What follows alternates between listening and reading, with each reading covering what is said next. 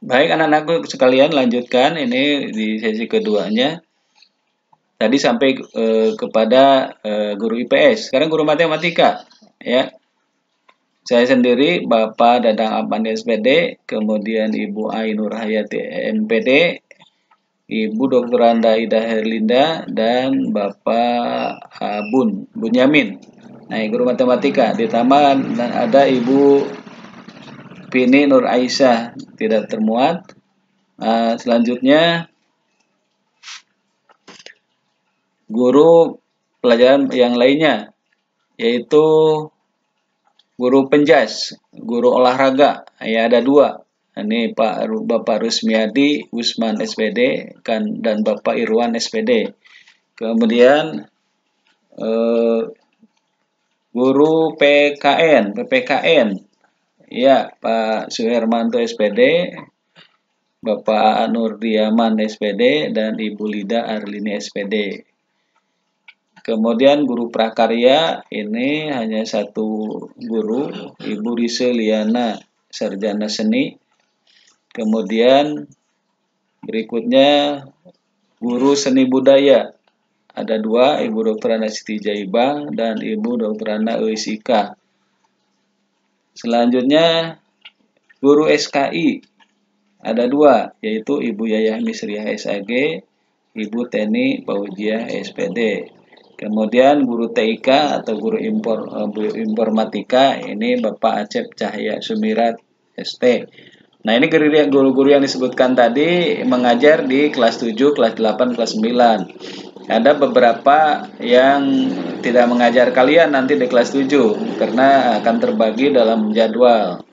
Baik, selanjutnya anak-anakku sekalian yang bawa banggakan, ini kegiatan belajar mengajar di MTs Negeri 1 Kota Bandung ketika pembelajaran di saat normal, ya. Ini perlu diketahui, kita akan belajar mulai Senin dan sampai Jumat. Dalam seminggunya dari Senin sampai Jumat, dari 5 hari. Sabtu dan hari Minggunya belajar di rumah atau istirahat. Kemudian waktu belajar perlu diketahui jam 6.45 sampai jam 7 ini di sekolah. Kalau tatap muka biasa ada sapa pagi dan membaca Quran Asmaul Husna, membaca Asmaul Husna, dan ada juga tadarusan. Kemudian kegiatan belajar mengajar akan berjalan dari mulai jam 7 sampai jam 3. Jam 15.00, dari jam 7 sampai jam 15.00. Selanjutnya ada istirahat 2 kali dalam seminggu, dalam sehari. Istirahat ke-1 jam 9.40 sampai jam 10. Istirahat keduanya jam 12 sampai jam 12.40. Ini sholat duhur dan makan, sarapan, makan siang, ya. Kemudian jam 15 baru kalian menuju rumah masing-masing untuk pulang. Nah, ini kegiatan belajar mengajar kalau normal.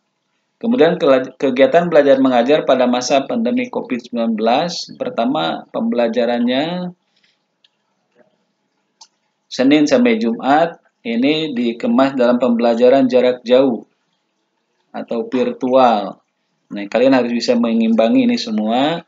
Waktu belajarnya yaitu dari jam 7 sampai jam 11.40. Terbagi nih, pertama absensi oleh wali kelas, kemudian tadarus. Nah, di rumah kalian biasakan membaca Al-Quran pagi sebelum belajar, ya. Kemudian ada waktu 20 menit persiapan PJJ untuk mengikuti, ya. Dari jam 8 baru masuk ke pembelajaran jarak jauhnya. Jam 8 sampai jam 11.40.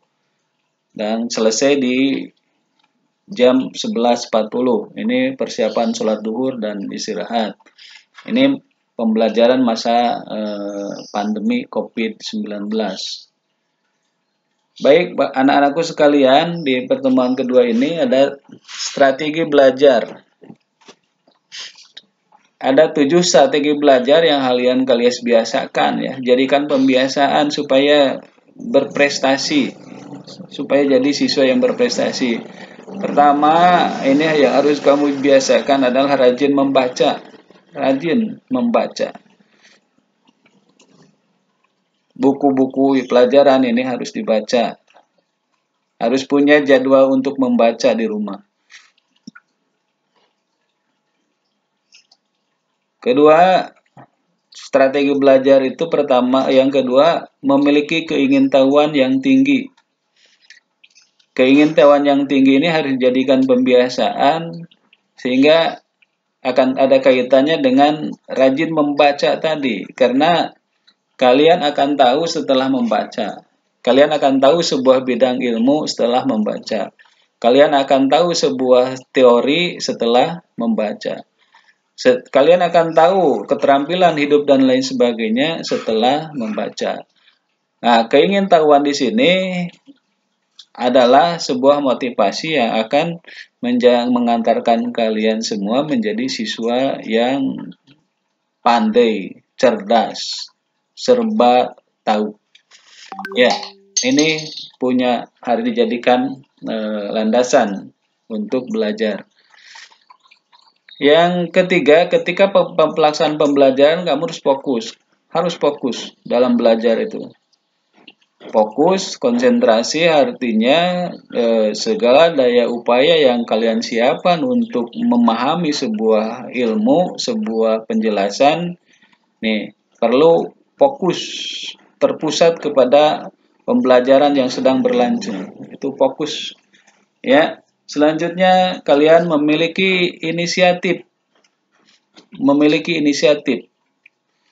Ya, memiliki inisiatif yang mengarah kepada pembelajaran, mengarah kepada belajar. Ini supaya belajar nyaman itu seperti apa?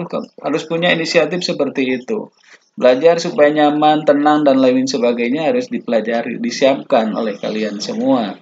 Sehingga sekiranya alat tidak ada, bagaimana alat untuk pembelajaran tidak ada? Nah, kalau sekiranya itu perlu kalian buat, dimodifikasi dan lain sebagainya, ini sebuah inisiatif belajar yang sehingga kalian jadi siswa yang berprestasi nantinya. Inisiatif ini mesti dimiliki juga sehingga kenyamanan dalam belajaran dan lain sebagainya senang, suasananya yang menyenangkan dan lain sebagainya dapat kalian miliki. Jika perlu, memang kalau di ruangan itu belajar itu pengap dan lain sebagainya, silakan kalian punya inisiatif, mau di luar nih belajar tuh supaya agak lega dan lain sebagainya. Nah, itu bisa kalian jadikan pilihan-pilihan sehingga belajar seperti itu nyaman tapi berkualitas. Nah, itu kemudian dalam belajar itu perlu disiplin. Jelas ini perlu disiplin. Orang berhasil itu adalah hidupnya disiplin. Orang berhasil, ingat itu. Orang berhasil itu hidupnya disiplin. Selanjutnya adalah yang berusaha memahami dan menguasai konsep pembelajaran. Ini berusaha artinya ketika tidak terjadi bahwa ini tidak dipahami, kalau memang sedang tatap muka bisa tanya ke Bapak Ibu gurunya yang sedang menyajikan pembelajaran. Kalau tidak, baca bukunya atau lihat bukunya berulang-ulang, nah itu katakanlah berulang-ulang, dibaca lagi sampai akhirnya paham. Nah, ini yang harus dikuasai oleh kalian berkaitan dengan strategi belajar supaya kalian ini berprestasi. Yang ketujuh, ini menggunakan metode SWOT. SWOT itu maksudnya beginilah. Jadi kalian harus mengetahui kelebihan kalian sendiri. Kemudian juga harus mengetahui kekurangan kamu sendiri. Kita sendiri harus mengetahui kekurangan saya ini, kelebihannya ini, ya. Dan terorganisasi, kemudian berpikir tingkat tinggi. Nah, ya. Sehingga kita mengetahui kelebihan, kita mengetahui bahwa kita sudah bisa, kita mengetahui bahwa kita belum bisa dalam hal ini. Nah, ini menggunakan metode SWOT ini. SWOT ini bisa dimiliki oleh kalian ketika pemahaman tentang diri bahwa ada kekurangan, ada kelebihan, ini bisa digali potensi dari sisi kelebihannya ke arah yang lebih baik sehingga potensi-potensi ini dapat jadi dimunculkan ke permukaan, dijadikan